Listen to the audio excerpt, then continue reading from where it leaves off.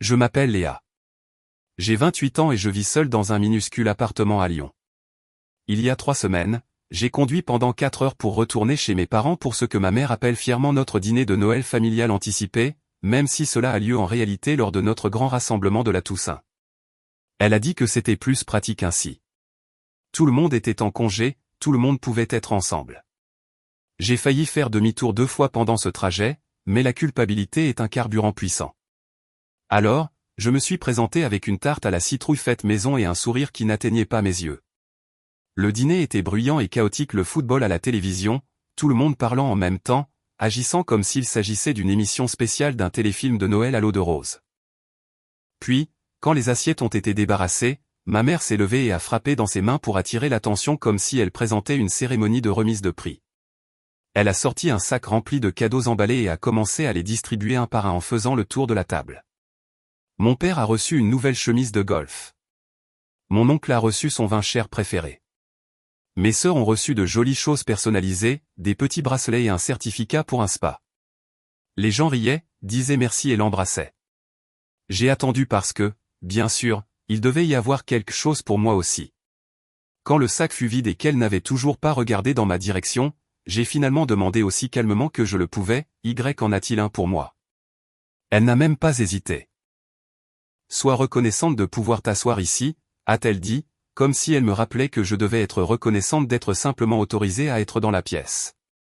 Mon oncle a ricané et a ajouté, sois contente que nous nous souvenions encore de ton nom. Et toute la table a éclaté de rire. J'ai senti mon visage devenir brûlant, mais j'ai simplement hoché la tête et j'ai dit, c'est bon à savoir. Pas de cris, pas de larmes, juste cela. Je suis parti tôt, je suis revenu à Lyon dans l'obscurité et j'ai décidé que quelque chose allait changer. Car 2 semaines plus tard, ces mêmes personnes qui s'étaient moquées de moi étaient à ma porte, frappant et me suppliant de parler. Et c'est là que la véritable histoire a commencé. Quand je suis revenu à Lyon cette nuit-là, j'ai posé mes clés sur le comptoir, j'ai jeté la tarte à la citrouille à la poubelle et je me suis simplement assise sur le sol de la cuisine en fixant mon téléphone.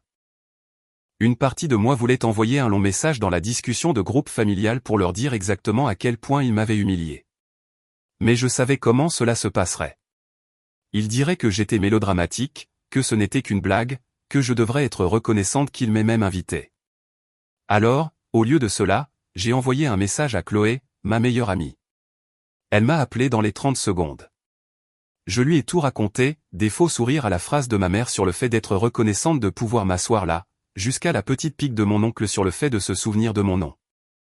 Il y a eu un long silence sur la ligne, puis Chloé a dit très calmement, « Léa, ce n'est pas normal. Ce n'est pas seulement impoli, c'est méchant. Il ne te respecte pas du tout. » Entendre quelqu'un d'autre le dire à voix haute a provoqué un déclic dans ma poitrine. J'ai ouvert mon application bancaire pendant que nous parlions encore et j'ai commencé à faire défiler les opérations. L'abonnement à la salle de sport, débité chaque mois en euros. Les services de vidéo par abonnement sous mon nom que j'utilisais à peine parce que je travaillais tout le temps. Le forfait familial de livraison prioritaire en ligne. Des billets aléatoires, des commandes de nourriture, des trajets de voiture avec chauffeur, tous ces petits moments de peux-tu mettre cela sur ta carte? Je te rembourserai plus tard qui ne s'était jamais concrétisé. J'ai réalisé que pendant des années, j'avais été discrètement le pilier financier invisible de cette famille soudée qu'ils étaient si fiers d'afficher en ligne. Ils pouvaient rester assis là et faire des blagues à mon sujet, mais ils n'avaient aucun problème à laisser ma carte enregistrée comme si j'étais leur commanditaire personnel. Chloé a dit, et si tu arrêtais simplement de payer? Et si tu les laissais ressentir ce que cela fait de vraiment te perdre? L'idée m'a effrayé et m'a ravi en même temps. Ce week-end-là, je me suis assise avec mon ordinateur portable et un carnet et j'ai fait une liste, l'abonnement de yoga et de salle de sport de maman, les abonnements de musique et de livraison de papa, les billets de parc d'attractions de dernière minute de ma petite sœur, les concerts, l'argent pour l'essence, chaque paiement automatique qui portait mon nom et auquel leur confort était attaché. Puis j'ai commencé à annuler. Clic, annuler l'abonnement. Clic, désactiver le renouvellement automatique. Clic, supprimer la carte. À chaque courriel de confirmation qui arrivait dans ma boîte de réception, je me sentais un peu plus légère. Je n'ai pas écrit de grande annonce dramatique dans la discussion de groupe. J'ai simplement laissé les systèmes dont ils dépendaient s'arrêter silencieusement. Quelques jours plus tard, ma mère m'a appelé pendant ma pause déjeuner. Pas de bonjour, pas de comment vas-tu? Juste, Léa, ma carte de salle de sport a été refusée ce matin. S'est-il passé quelque chose avec le paiement? J'ai avalé ma nervosité et j'ai dit, oui, je l'ai annulée. Tu devras la configurer à ton propre nom. Elle a semblé offensée. Tu sais que je vais assez court pour ma santé. Tu sais que je compte là-dessus. J'ai répondu, tu sais aussi ce que tu m'as dit au dîner. J'ai fini de payer pour des gens qui peuvent se moquer de moi de cette façon. Elle a eu un souffle coupé comme si je l'avais giflé. Mon père a appelé plus tard cette nuit-là parce que le service de vidéo ne fonctionnait pas. Il est écrit que nous devons mettre à jour le paiement, s'est-il plaint. Tu as dû faire une erreur quelque part. J'ai dit, je n'ai fait aucune erreur. J'ai simplement arrêté de payer. Vous êtes des adultes, vous pouvez gérer vos propres factures. Il est devenu silencieux, puis a brusquement déclaré, la famille prend soin les uns des autres, Léa. J'ai dit, exactement. Cela fonctionne dans les deux sens. Après cela, la discussion de groupe a commencé à exploser. Il y avait des petits messages passifs-agressifs sur la façon dont certaines personnes oublient d'où elles viennent et que l'argent n'est pas tout, mais que certains pensent que si. J'ai mis la discussion en sourdine. J'ai décidé que je ne rentrerais pas pour Noël, peu importait le nombre de tentatives de culpabilisation. Pour la première fois de ma vie, j'ai choisi de ne pas jouer le rôle qu'ils avaient écrit pour moi. Je pensais qu'ils bouderaient, qu'ils diraient peut-être du mal de moi au club de golf et qu'ils finiraient par passer à autre chose. J'avais sous-estimé à quel point ils dépendaient de moi pas seulement pour l'argent, mais pour le contrôle. Car plus leurs abonnements et leur confort s'effondraient, plus ils devenaient désespérés. Et c'est ainsi que je me suis retrouvé avec toute ma famille de l'autre côté de la porte de mon appartement, frappant et hurlant pour qu'on les laisse entrer. La première véritable vague a frappé quelques jours après que j'ai tout annulé. J'étais à mon bureau, essayant de me concentrer sur un dossier de campagne, lisant à moitié la même phrase encore et encore quand mon téléphone a commencé à vibrer sans arrêt. Au début, c'était juste la discussion de groupe familial qui s'illuminait comme une alarme incendie. Ma mère a envoyé un long paragraphe sur la façon dont certaines personnes oublient qui les a élevées et à quel point elle était profondément blessée que j'attaque sa santé en annulant la salle de sport. Elle présentait les choses comme si j'avais supprimé des médicaments sur ordonnance, et non un abonnement qui était facturé sur ma carte.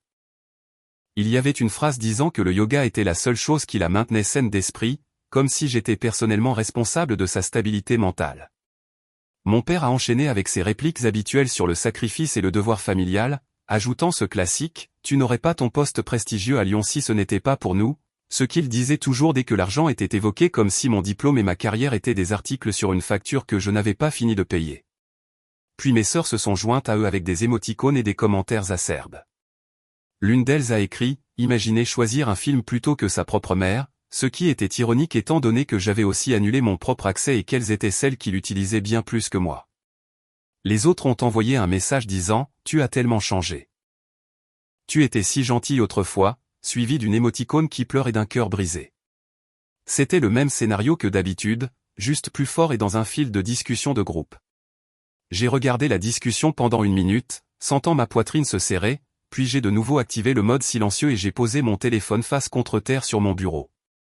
Je pouvais sentir les notifications continuer d'arriver, vibrant toutes les quelques secondes comme si le téléphone lui-même était anxieux. 10 minutes plus tard, Chloé m'a envoyé des captures d'écran d'un réseau social. « Tu vois ça ?» a-t-elle écrit. Ma sœur cadette avait publié un fond noir avec un texte blanc qui disait « Certaines personnes renient leur propre sang pour de l'argent. Souvenez-vous de qui était là avant votre chèque de paie », avec une émoticône de cœur brisé et une petite icône de main jointe pour la prière. Elle ne m'a pas identifié, mais elle n'en avait pas besoin. La moitié de notre famille élargie nous suit toutes les deux. Ma mère a commenté en dessous, tellement triste mais vrai. Je t'aime, mon bébé. Certaines personnes s'égarent. Quelques cousins ont répondu avec des phrases comme la famille avant tout, l'argent ne peut pas acheter la loyauté et les gens changent quand ils partent vivre à la ville. Quelqu'un a même écrit vous êtes la famille la plus forte que je connaisse, ce qui aurait été drôle si cela ne faisait pas autant de mal. J'ai senti mon estomac se nouer en faisant défiler les commentaires. Ils réécrivaient l'histoire en temps réel, se transformant en victime et faisant de moi une sorte de méchante au cœur de pierre qui les avait abandonnés pour de l'argent et des vues sur les toits de la ville.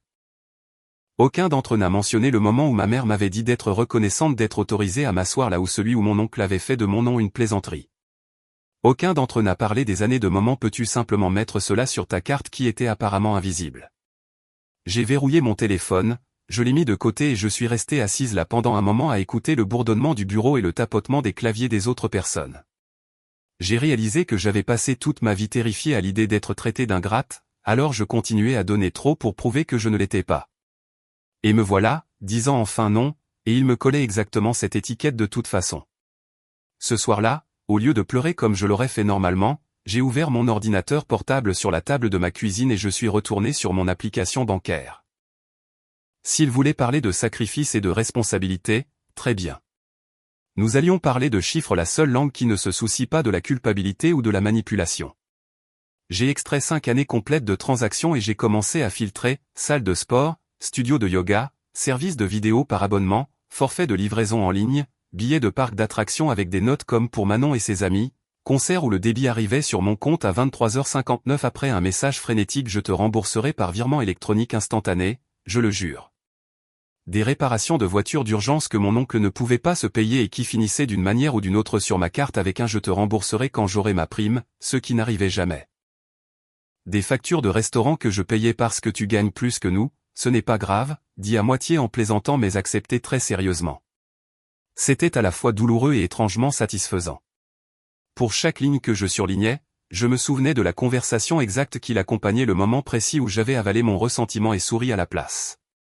J'ai tout copié dans un tableur, ajouté des dates et de brèves descriptions, codé les catégories par couleur juste pour rester saine d'esprit, et j'ai regardé le total grimper de plus en plus haut jusqu'à ce que je doive m'adosser à ma chaise et simplement le fixer.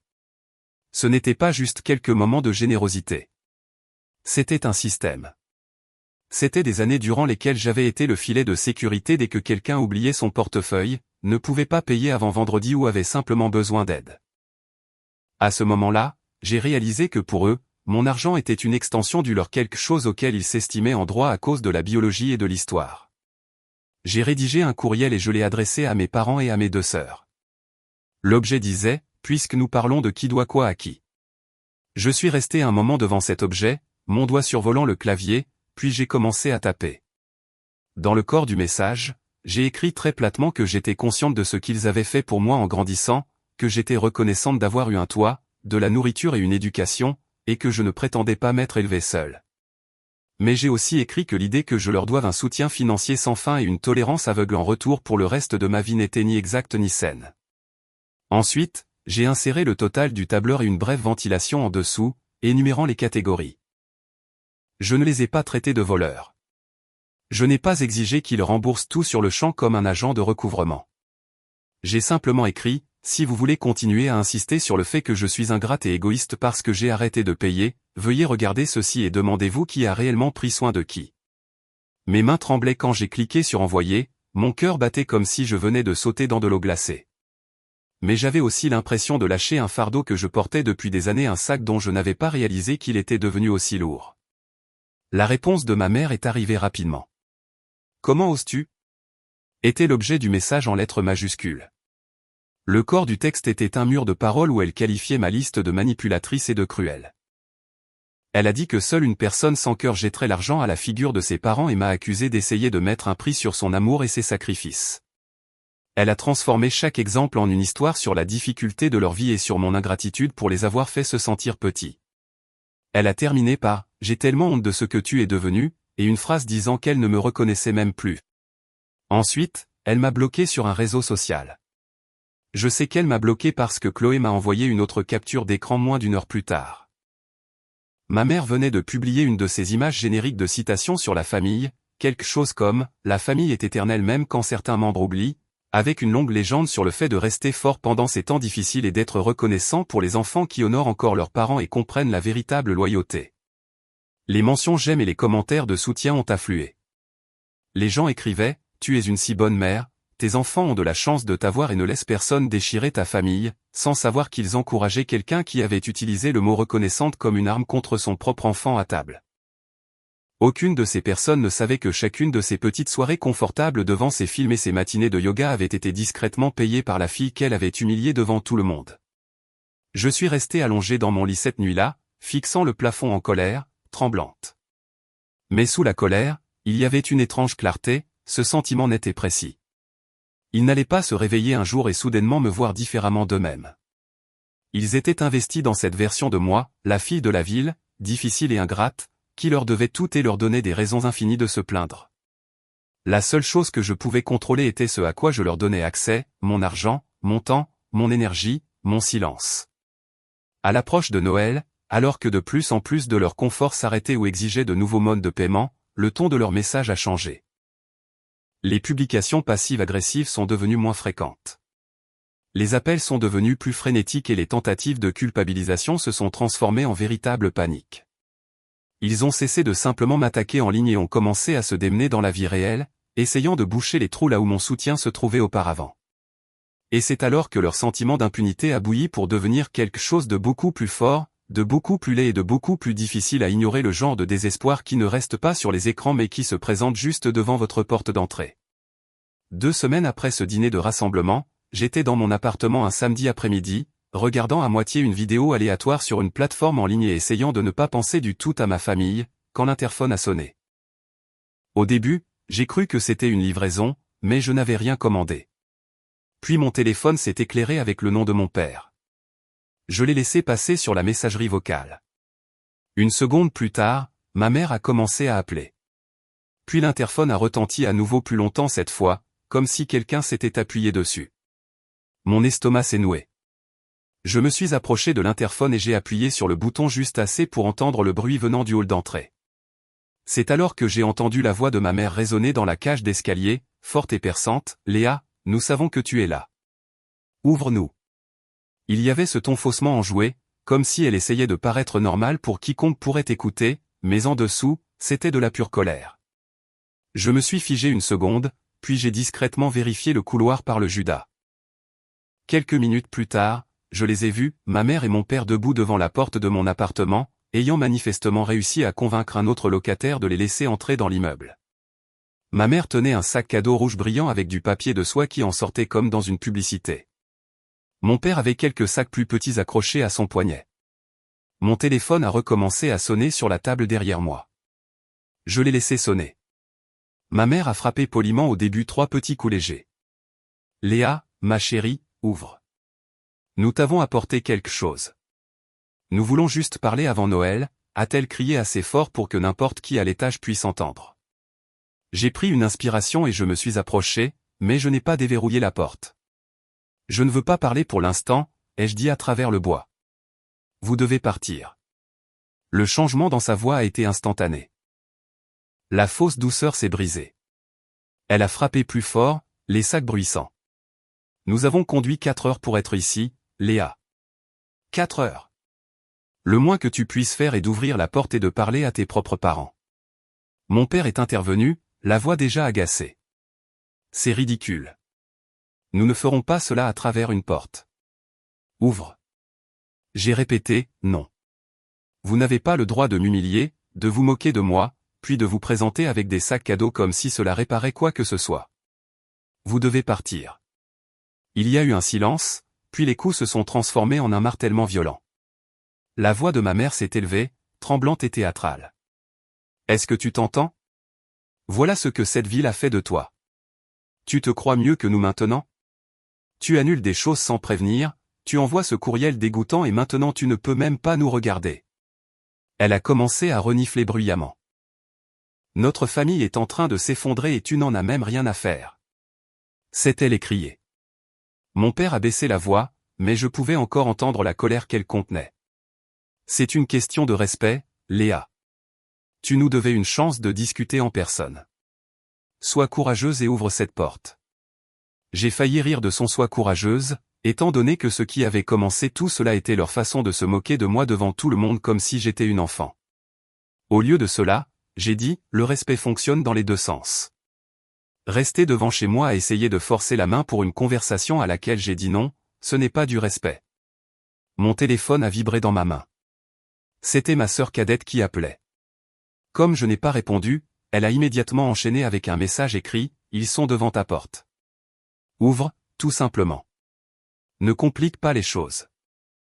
Maman est en train de perdre les pédales. » J'ai répondu par écrit, « Ils sont venus sans être invités. C'est leur responsabilité. » Une seconde plus tard, elle a répondu, « Tu es cruel. Ils t'ont apporté des cadeaux de Noël pour arranger les choses.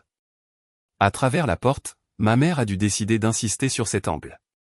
Elle a de nouveau élevé la voix et a dit, « Nous t'avons apporté des présents, Léa. Nous ne t'avons pas oublié.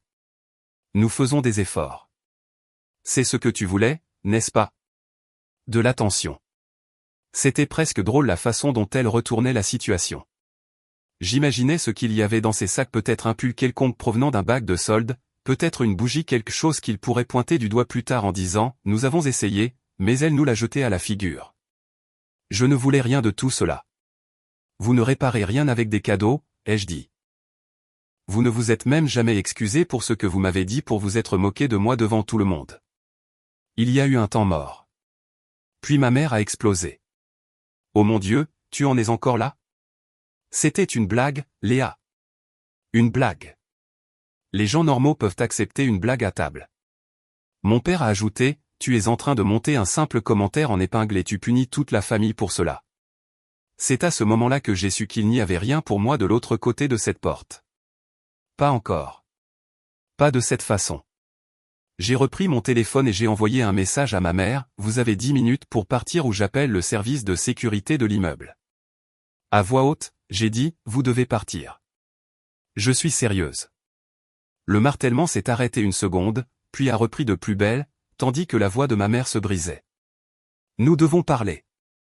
Ouvre. S'il te plaît, ne nous fais pas ça. Ne fais pas ça à ta mère.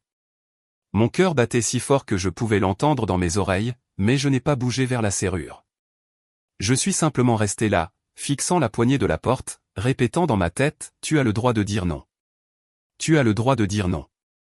Après environ 20 minutes de coups, de pleurs, de supplications, et mon père marmonnant que j'étais folle, ils sont enfin partis.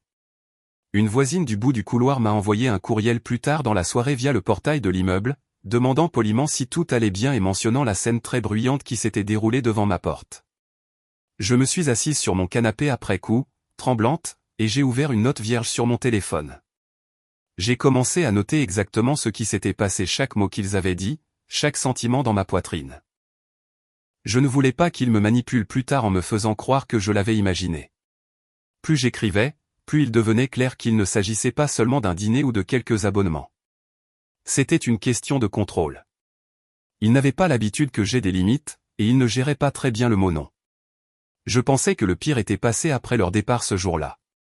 Je me disais qu'ils se calmeraient, se plaindraient de moi à leurs amis, puis reculeraient. J'avais tort. Cette visite n'était que le réchauffement. La prochaine fois qu'ils reviendraient, ils apporteraient plus que des sacs cadeaux et de la culpabilité, et ils me montreraient jusqu'où ils étaient prêts à aller pour me traîner de nouveau dans le rôle qu'ils avaient besoin que je joue. Après la scène des sacs cadeaux devant ma porte, je pensais vraiment qu'ils allaient reculer. Pendant quelques jours, ce fut presque paisible. La discussion de groupe familial s'est ralentie pour ne contenir que des citations vagues sur le pardon et la prière pour les gens qui s'égarent. Je l'ai mise en sourdine, je me suis concentré sur mon travail, j'ai pris un café avec Chloé, et j'ai essayé de dormir sans entendre le soir, reconnaissante de pouvoir t'asseoir ici de ma mère dans ma tête. Je me disais que le pire était passé. Ce n'était pas le cas. Les appels ont recommencé, d'abord depuis les numéros de mes parents, que j'ai laissés passer sur la messagerie vocale. Ma mère pleurait de ne plus dormir, parlait de sa tension artérielle, de la façon dont le médecin disait qu'un stress comme celui-ci pouvait la tuer, puis me demandait si c'était ce que je voulais. Les messages de mon père étaient plus froids, j'étais en train de briser la famille, je leur devais une conversation parce qu'ils m'avaient élevé. Quand j'ai arrêté de répondre, ils sont passés à des numéros locaux aléatoires. J'en ai décroché un, pensant qu'il s'agissait du travail, et ma mère a dit, « Alors, tu sais encore comment répondre à un téléphone ?» Comme si elle m'avait prise en flagrant délit de mensonge. J'ai raccroché. Puis mon oncle Jacques s'est joint à eux, laissant des messages vocaux disant que je ne pouvais pas annuler ma famille comme un abonnement et qu'un jour j'aurais besoin d'eux en ligne. Ma sœur a publié une autre vidéo triste sur un réseau de partage sur le fait d'être abandonnée par sa propre sœur qui choisit l'argent et les étrangers plutôt que les gens qui étaient là depuis le premier jour. Aucun nom n'était cité, mais la légende parfois le sang fait plus mal que les étrangers rendait la chose évidente. Des inconnus ont rempli ses commentaires de soutien, lui disant de couper les ponts avec les personnes toxiques. Pendant ce temps, les retombées de mes paiements annulés se faisaient sentir. Ma mère a laissé un message vocal paniqué disant que la salle de sport voulait une nouvelle carte et des frais d'inscription, affirmant que le yoga était la seule chose qui la calmait et me demandant comment je pouvais lui faire cela. Un cousin m'a dit que mon père se plaignait au club de golf au sujet des enfants ingrats qui traitent leurs parents comme des banques. Une nuit, j'ai rouvert mon tableur et j'ai ajouté une colonne pour le comportement, appel, tentative de culpabilisation, vidéo, visite surprise. Voir tout cela aligné rendait impossible de prétendre qu'il s'agissait d'une simple phase. C'était un système, et j'avais arrêté de jouer le jeu. Quelques jours avant Noël, la situation est passée du numérique au physique. Je suis rentré avec des courses, j'ai vu la voiture de mes parents devant chez moi et j'ai senti mon estomac se nouer. Quand je suis arrivé à mon étage, ma mère, mon père et mon oncle Jacques se tenaient devant mon appartement comme un barrage. La voilà, a dit ma mère à haute voix. Es-tu fier d'appeler la sécurité pour tes propres parents? J'ai posé le sac et gardé mes clés en main. Vous n'êtes pas censé être ici. Vous devez partir. Mon père a dit qu'ils ne partiraient pas, qu'ils avaient fait tout ce chemin pour parler en personne et que je leur devais cela. Ma mère a continué sur le fait qu'ils essayaient de sauver la famille pendant que je me cachais dans ma petite boîte et que je les traitais comme des parasites. Mon oncle s'appuyait contre le mur, grimaçant un sourire, me demandant si je pensais vraiment que mes voisins se souciaient plus de moi que mon propre sang. On n'annule pas le sang comme ça, a-t-il dit. Je leur ai dit que le sang ne leur donnait pas le droit de se présenter après que je leur avais dit d'arrêter. Ma mère a ricané, a dit que personne ne m'avait empoigné, m'a accusé de tout déformer et de les faire passer pour des gens abusifs afin de pouvoir me sentir justifié. Mon père s'est approché jusqu'à ce que la porte soit dans mon dos. Voici ce qui va se passer, a-t-il dit. Tu rentres à la maison avec nous pour Noël. Ce cirque s'arrête maintenant. Ma voix tremblait, mais j'ai dit, non. Je vous ai dit de partir. Vous me harcelez. Ma mère a frappé sa paume contre la porte juste à côté de ma tête si fort que j'ai sursauté, hurlant tout ce qu'ils m'avaient donné et à quel point je leur étais redevable. Mon oncle m'a vu tressaillir, a souri et a posé sa main sur mon épaule, essayant de m'écarter de la serrure. Quelque chose en moi est devenu très calme. J'ai repoussé sa main et j'ai dit haut et fort, ne me touchez plus jamais. J'ai sorti mon téléphone, appelé le service de sécurité de l'immeuble et j'ai dit, ma famille est encore là. Je leur ai dit de partir. Ils refusent. L'un d'eux a posé les mains sur moi. J'ai besoin de quelqu'un ici. Ils m'ont regardé comme si j'avais mis le feu au bâtiment. Le garde est monté, a écouté les deux versions, puis s'est tourné vers eux et a dit, elle vit ici. Elle vous a demandé de partir. Vous ne pouvez pas continuer à venir ici et à causer des scènes. Si vous revenez, nous devrons faire intervenir la police. Il les a accompagnés jusqu'à l'ascenseur pendant que ma mère pleurait et que mon père marmonnait à propos des enfants ingrats. Mon oncle m'a lancé un dernier regard et a dit à voix basse, tu vas le regretter. Plus tard, la direction a glissé une note sous ma porte documentant l'incident et stipulant qu'il n'était pas autorisé à revenir sans permission.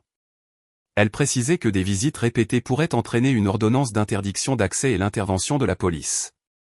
Pour la première fois, il y avait quelque chose sur papier disant que ce n'était pas juste un drame familial. D'autres personnes l'avaient vu. D'autres personnes étaient prêtes à appeler cela par son nom. Je voulais croire que cet avertissement suffirait à les faire arrêter. Mais les gens qui ont l'habitude de contrôler ne renoncent généralement pas à cause d'un simple morceau de papier. Et la prochaine fois qu'ils viendraient, ce ne serait pas seulement la sécurité qui s'en mêlerait. Quelques jours avant Noël, j'ai enfin commencé à me détendre. La sécurité avait déposé son rapport. Mes parents et mon oncle avaient déjà été escortés une fois vers la sortie, et mon téléphone était silencieux pour la première fois depuis des semaines. J'ai bloqué quelques numéros, mis la discussion familiale en sourdine, je me suis plongé dans des projets de fin d'année et je me suis accroché au projet de passer la veille de Noël avec Chloé, à manger des plats à emporter et à regarder des films idiots. Je me disais qu'ils en avaient fini. J'avais tort. Un après-midi, je montais l'escalier avec mes courses quand je l'ai entendu, mon nom de famille résonnant dans la cage d'escalier, la voix de ma mère aiguë est beaucoup trop forte. Elle est à cet étage. Je le sais. Léa, sors d'ici immédiatement. Mon estomac s'est noué. Quand j'ai tourné le coin pour arriver à mon étage, ils étaient de nouveau là, ma mère, mon père et mon oncle Jacques debout au milieu du couloir devant ma porte comme s'ils en étaient propriétaires. Ma mère s'est tournée vers moi. Te voilà enfin, a-t-elle lancé d'un ton sec. Est-ce que tu te sens puissante maintenant, à appeler la sécurité pour tes propres parents? Mon père se tenait raide, la mâchoire serrée. Mon oncle s'appuyait contre le mur comme si c'était son divertissement de la journée. J'ai posé mon sac de course et gardé mes clés en main. Vous n'êtes pas censé être ici, ai-je dit. Vous devez partir. Nous ne partirons pas, a dit mon père. Pas avant que tu arrêtes d'agir comme une étrangère et que tu nous parles comme une adulte. Nous avons fait tout ce chemin avant Noël pour essayer de régler cela. Ma mère est intervenue, la voix montant en volume pour que chaque porte puisse l'entendre. Nous nous battons encore pour cette famille. A-t-elle dit. Tu nous as coupé les vivres. Tu nous humilies avec ce courriel. Tu appelles la sécurité contre nous, et tu ne peux même pas nous regarder dans les yeux. Nous t'avons tout donné. J'ai senti des portes s'entr'ouvrir le long du couloir. Mon oncle s'est décollé du mur et s'est approché. Tu penses que ces gens se soucient de toi plus que nous? A-t-il demandé, désignant les autres appartements d'un signe de tête. Quand ta vie de grande ville s'effondrera, tu penses qu'ils t'accueilleront? Le sang reste le sang, gamine. On n'annule pas cela comme ça. Quelque chose en moi s'est durci. Le sang n'est pas un laissez-passer gratuit, ai-je dit. Cela ne vous donne pas le droit de vous présenter chez moi après que je vous ai dit d'arrêter. Cela ne vous donne pas la permission de me crier dessus, de me coincer ou de poser vos mains sur moi. Ma mère a ricané. Personne n'a posé les mains sur toi. A-t-elle rétorqué. Tu déformes tout pour nous faire passer pour des monstres. La sécurité a dit qu'il n'y avait rien sur les caméras la dernière fois. Tu as décidé que nous étions abusifs pour pouvoir te sentir justifié. Du coin de l'œil, j'ai vu ma voisine plus âgée, au bout du couloir, qui se tenait sur le pas de sa porte avec son téléphone levé, en train d'enregistrer à nouveau. Nos regards se sont croisés. Elle m'a fait un minuscule signe de tête qui signifiait « Je vois ce qui se passe et je ne fais pas semblant de ne pas voir ». Mon père s'est approché davantage jusqu'à ce que mon dos touche ma propre porte. Sa voix est devenue plus basse. « Voici ce qui va se passer, » a-t-il dit. « Tu vas préparer un sac. Tu rentres avec nous pour Noël, et nous allons nous asseoir et régler cela. Ce cirque avec les annulations et l'intervention de la sécurité s'arrête maintenant. » Mes mains tremblaient, mais ma réponse est sortie clairement. Non. Je ne vais nulle part avec vous. Je vous ai dit de me laisser tranquille. Vous revenez sans cesse. Vous me harcelez. Ma mère a plaqué sa main contre la porte juste à côté de ma tête avec un claquement sonore qui m'a fait tressaillir. Nous harceler? A-t-elle sifflé. Nous t'avons donné la vie. Tu n'aurais pas cet appartement, ce travail, rien de tout cela sans nous. Tu nous dois le respect. Tu nous dois ta présence à Noël. Tu nous dois plus que cela. Mon oncle m'a vu tressaillir et a souri. Tu appelles cela du harcèlement? A-t-il dit, puis il a posé sa main sur mon épaule et m'a bousculé juste assez pour m'éloigner de la serrure. Ce n'était pas un coup de poing, mais c'était un message, nous te contrôlons encore. Quelque chose en moi est devenu très calme. J'ai repoussé sa main et j'ai dit fort, ne me touchez plus jamais. Avant qu'il ne puisse répliquer, la voix de ma voisine a retenti dans le couloir. J'appelle la police, a-t-elle dit clairement. C'est la deuxième fois que vous faites cela. Elle vous a demandé de partir. J'enregistre tout. Pendant une seconde, tout le monde s'est figé. Ma mère s'est retournée brusquement et a hurlé, cela ne vous regarde pas. C'est une affaire de famille. Ma voisine n'a pas bronché. Vous en avez fait notre affaire quand vous avez commencé à hurler dans le couloir, a-t-elle dit. Je pouvais entendre des sirènes au loin, de plus en plus proches. Ma mère s'est tournée vers moi, adoptant ce ton brisé et manipulateur que je ne connaissais que trop bien. Léa, arrête cela, a-t-elle supplié. Dis-leur que tout va bien. Dis-lui de ne pas appeler. Tu veux que ton oncle soit arrêté? Tu veux que ta mère ait une crise cardiaque ici même sur le sol? Est-ce que c'est ce que tu veux pour Noël? Ma poitrine s'est serrée. Pendant un battement de cœur, j'ai ressenti ce vieux réflexe de tout arranger, de céder et de m'excuser juste pour que cela s'arrête. Puis je me suis souvenu du tableur, de la table du dîner, et de la façon dont il riait pendant que je me sentais brûler de honte. J'ai pris une inspiration. Je veux que vous partiez, ai-je dit. Si vous ne vouliez pas que la police s'en mêle, vous n'auriez pas dû revenir. Quelques minutes plus tard, 2 agents de police ont descendu le couloir, observant la scène, mes parents et mon oncle, ma voisine avec son téléphone, et moi pressé contre ma porte avec mes clés serrées dans mon poing. Un agent m'a regardé. « Est-ce que vous habitez ici ?» a-t-il demandé. « Oui, ai-je dit. Ils sont ma famille. » Je leur ai demandé de partir à plusieurs reprises. La sécurité les a déjà escortés une fois. Ils reviennent sans cesse. Ils ont posé les mains sur moi. Je ne me sens pas en sécurité. Ma voix tremblait, mais j'ai réussi à le dire. L'autre agent a vérifié auprès de ma voisine, qui leur a montré une séquence de mon oncle m'attrapant par l'épaule et de ma mère frappant la porte de la main juste à côté de ma tête. Cela a suffi. Le premier agent s'est tourné vers ma famille. Son ton est devenu dur. « Vous devez quitter les lieux immédiatement », a-t-il dit. « Vous avez déjà été averti. C'est du harcèlement. Vous n'avez pas le droit de venir ici et de la coincer parce que vous êtes apparenté. Si vous revenez ou si vous la contactez à nouveau de cette façon, elle pourra demander une ordonnance de protection et engager des poursuites. » Ma mère a commencé à sangloter en parlant de parents inquiets. Mon père a argumenté sur ses droits en tant que père. Mon oncle a marmonné à propos des policiers trop indulgents et des enfants irrespectueux. Les agents n'en ont eu cure. Ils ont pris mon oncle à part, ont pris sa pièce d'identité et lui ont rédigé une citation à comparaître, expliquant exactement ce que cela signifiait. Il se tenait là, le visage rouge, tandis que l'agent lui disait qu'il était officiellement enregistré pour avoir harcelé sa nièce. Regardez cet homme, celui qui s'était moqué de moi toute ma vie, fixé le sol pendant que quelqu'un en position d'autorité lui disait qu'il était le problème, cela m'a fait quelque chose. Pour une fois, ce n'était pas moi qui étais humilié devant tout le monde. Alors qu'il les accompagnait vers l'ascenseur, ma mère se tenait la poitrine, disant qu'elle se sentait étourdie et que le stress était trop fort. L'agent a proposé une ambulance. Mon père a dit qu'il l'emmènerait lui-même à l'hôpital. Plus tard, j'ai appris que sa tension artérielle avait grimpé en flèche et qu'elle avait passé la nuit au service des urgences. J'ai appris que mon père était furieux au sujet des factures d'hôpital et de la citation à comparaître, et que mon oncle était soudainement beaucoup plus silencieux au bar où il avait l'habitude de se vanter de notre famille parfaite. Après leur départ, la direction a glissé une note sous ma porte confirmant l'incident, stipulant que mes parents et mon oncle n'étaient pas autorisés à revenir sur la propriété sans permission préalable et me rappelant que je pouvais demander une ordonnance de protection si je le choisissais.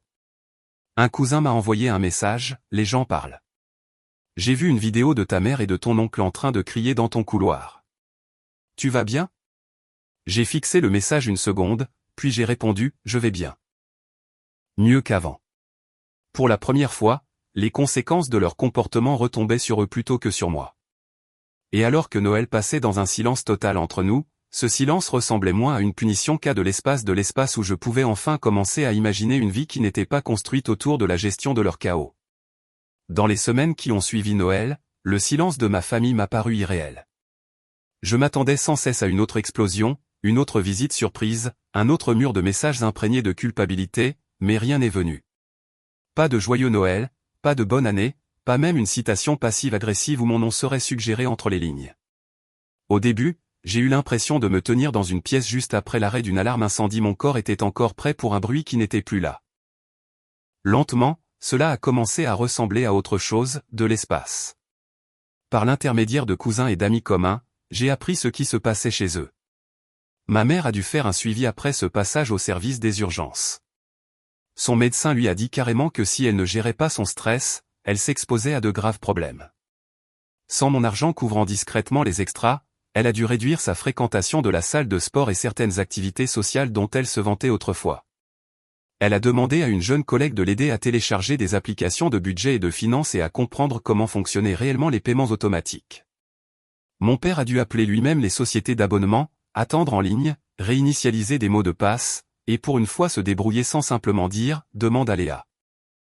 Il s'est plaint bruyamment de la facture d'hôpital de la nuit de ma mère aux urgences et de la citation à comparaître de mon oncle.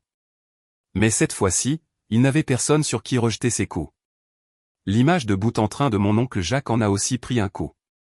Les gens de son bar et de son club de golf avaient vu, ou du moins entendu parler, de la vidéo de lui m'attrapant par l'épaule dans mon couloir. Des policiers notant son nom sur une citation. Il n'est pas allé en prison, mais le mal était fait. Il est difficile de jouer à l'oncle charmant quand tout le monde sait que vous êtes l'homme pour qui la police a été appelée par sa propre nièce. Mes sœurs sont devenues plus discrètes en ligne. Moins de portraits de soi lors de concerts et de voyages impulsifs. Plus de publications sur des heures de travail supplémentaires et sur le fait de trimer pour atteindre des objectifs. Quand je me suis retiré de mon rôle de filet de sécurité invisible, elles ont dû apprendre à se tenir debout par elles-mêmes. C'est ce qui m'a fait réaliser une chose, ma limite ne m'a pas seulement fait grandir moi, elle nous a tous forcés à le faire. Une fois l'adrénaline retombée, j'ai eu un petit contre-coup. Sans nouveau drame pour me distraire, toutes les vieilles histoires sont remontées à la surface. Les blagues qui n'en étaient pas vraiment. Les fois où j'avais payé la facture et avalé mon ressentiment. Les années où j'avais cru que maintenir la paix était mon travail. J'ai finalement pris rendez-vous avec une thérapeute au lieu de me contenter d'en parler. Lors de notre première séance, elle a demandé « Quand as-tu appris que ton rôle dans la famille était de tout réparer ?» Je n'ai pas eu de réponse nette, mais la question a continué de me hanter. J'ai aussi trouvé un groupe de soutien en ligne et une page de discussion remplie de gens avec des histoires qui semblaient étrangement familières, des parents qui utilisaient la culpabilité comme une arme, des proches qui utilisaient la famille comme une laisse, des frères et sœurs qui ne vous contactaient que lorsqu'ils avaient besoin de quelque chose. En lisant leurs commentaires, j'ai vu des mots que je ne m'étais jamais autorisé à utiliser pour ma propre situation, manipulation, abus émotionnel, exploitation financière. Cela ne changeait pas ce qui s'était passé, mais cela changeait la façon dont je me jugeais pour être enfin parti. Des mois plus tard, ma mère m'a envoyé un court courriel. Aucun objet, juste « Je suis désolé que les choses se soient si mal passées entre nous. Je ne suis pas d'accord avec la façon dont tu as géré tout cela, mais tu me manques. J'espère que tu vas bien. » Ce n'était pas l'excuse que je voulais, mais c'était quelque chose. Je n'ai pas répondu tout de suite. Quand je l'ai fait, je suis resté simple. Je lui ai dit que j'allais bien, que j'espérais qu'elle prenait sa santé au sérieux, et que si jamais nous reparlions, cela devrait être différent. Pas de cris, pas de culpabilité, pas de faux semblants sur le fait que le dîner n'était qu'une blague.